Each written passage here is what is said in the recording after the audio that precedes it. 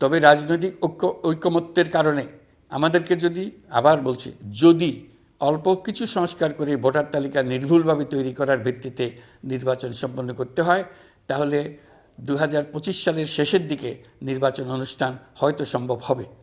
আর যদি এর সঙ্গে নির্বাচন প্রক্রিয়া এবং নির্বাচন সংস্কার কমিশনের সুপারিশের পরিপ্রেক্ষিতে এবং জাতীয় ঐকমত্যের ভিত্তিতে প্রত্যাশিত মাত্রার সংস্কার যোগ করি, তাহলে অন্তত আরও 6 মাস অতিরিক্ত সময় লাগতে পারে। মোটা দাগে বলা যায় 2025 সালের শেষ দিক থেকে 2026 সালের প্রথমার্ধের মধ্যে নির্বাচনের সময় নির্ধারণ করা যায়। এর সঙ্গে যদি আমরা নির্বাচন প্রক্রিয়া আরও উন্নত করতে চাই, নির্বাচন সংস্কার কমিশনের সুপারিশমালা বাস্তবায়ন করতে চাই, তাহলে প্রয়োজনীয় সংস্কারের বিস্তৃতি ও গভীরতা অনুসারে নির্বাচন কমিশনকে সময় দিতে হবে। আমি সকল প্রধান সংস্কারগুলো সম্পন্ন করে নির্বাচন আয়োজন করার ব্যাপারে বরাবর আপনাদের কাছে আবেদন জানিয়ে এসেছি।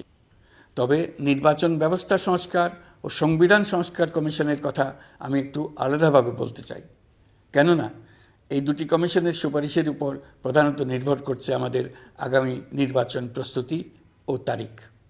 এই প্রসঙ্গে বড় খবর হলো, প্রধান নির্বাচন কমিশনার সহ নির্বাচন কমিশন গঠন করা হয়ে গেছে। কমিশন দায়িত্ব গ্রহণ করেছে। এখন থেকে তাদের হাতে দায়িত্ব ন্যস্ত হলো ভবিষ্যৎ সরকার গঠন করার প্রক্রিয়া শুরু করার। তারা তাদের প্রস্তুতির কাজ শুরু করেছেন। তাদের হাতে অনেক কাজ। প্রথমে সবচেয়ে বড় কাজ ভোটার তালিকা হালনাগাদ করা। এটা এমনিতেই কঠিন কাজ। এখন কাজটা আরও কঠিন হলো এই জন্য যে গত 3টা নির্বাচনে ভোটারদের অংশগ্রহণ করার সুযোগ ছিল না। ভোটার তালিকা যাচাই করার সুযোগ হয়নি কারণ। গত 15 বছরে যারা ভোটার হওয়ার যোগ্য হয়েছে তাদের সবার নাম ভোটার তালিকায় তোলা নিশ্চিত করতে হবে। এটা একটা বড় কাজ। ছাত্র জনতার অভ্যুত্থানের পর এখানে গলদ রাখার কোনো সুযোগ নেই।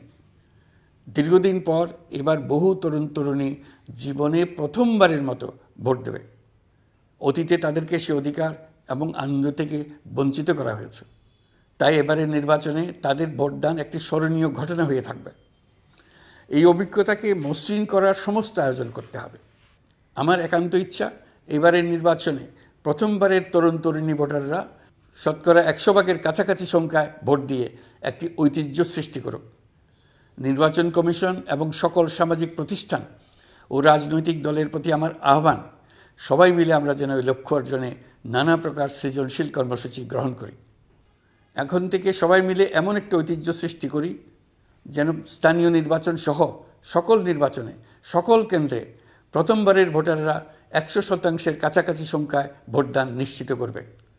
এটা নিশ্চিত করতে পারলে ভবিষ্যতে কোনো সরকার মানুষের ভোটাধিকার কেড়ে নেবার সাহস করতে পারবে না। নতুন ভোটার ছাড়াও যাদের আগে থেকে ভোটার তালিকায় নাম থাকার কথা ছিল তারা ভোটার তালিকায় আছে কিনা তা নিশ্চিত করতে হবে। বিশেষ মনোযোগ দিয়ে ভুয়া ভোটারদেরকে তালিকা থেকে বের করে দিতে হবে। এবার আমরা প্রবাসী বাংলাদেশিদেরকে ভোট দেওয়া নিশ্চিত করতে চাই। অতীতে আমরা এই ব্যাপারে অনেকবার আশ্বাসের কথা শুনেছি। এই সরকারের আমলে এটা যেন প্রথমবারের মতো বাস্তবায়িত হয়, এটা আমরা নিশ্চিত করতে চাই।